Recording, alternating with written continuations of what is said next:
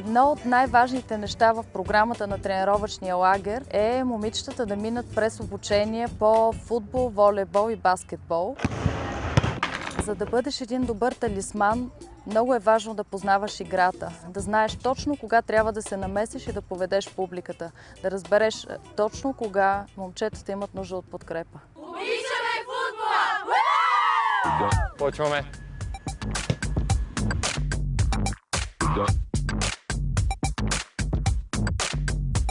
Не се лигавете, играйте сериозно, айде!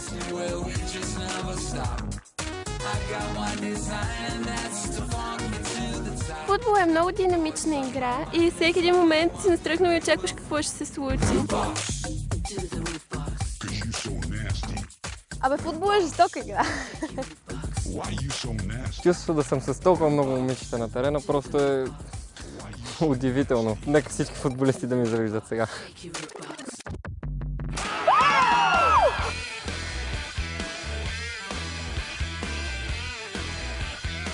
Готови ли сте?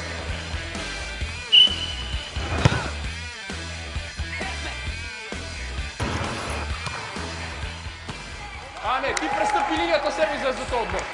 Влюбена съм в спорта, защото обичам динамиката, обичам изпитанията, пред които ни поставя. Докато играя волейбол, се чувствам силна, щастлива и изпълнена с енергия.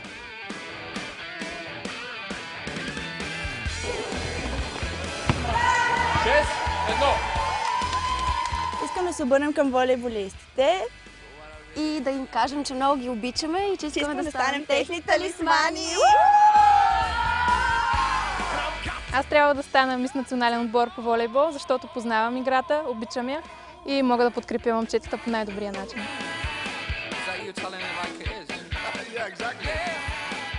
В момичетата забелязах, че са много лъчезарни, много усмихнати, създават много приятно настроение и емоции. Определено се палят от спорта. Ако имаме един толкова красив талисман по волейбол, който седи на скамейката, според мен това ще подейства много хубаво и мотивиращо на всички състезатели.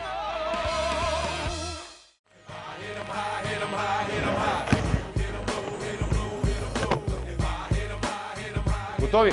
Хоп! Айде! Мисля, че баскетболният отбор се нуждае от популяризиране и ако аз стана мис баскетбол, ще се разцепя за победи.